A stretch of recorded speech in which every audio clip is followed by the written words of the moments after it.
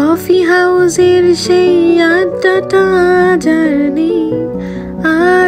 নেই। কোথায় হারিয়ে গেল সোনালি বিকেলগুলো সেই আজ আর নেই।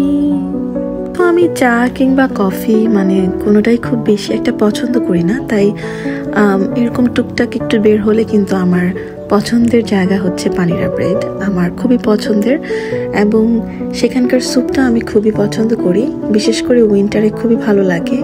তাছাড়া ব্রেকফাস্টের জন্য খুব ভালো।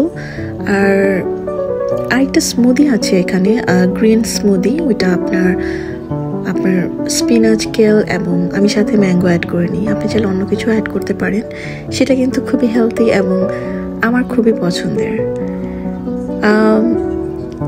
যেটা বলছিলাম, আসলে আগের মতো এরকম আসলে এখন আর বের হওয়া হয় না, সবাই অনেক বিজি।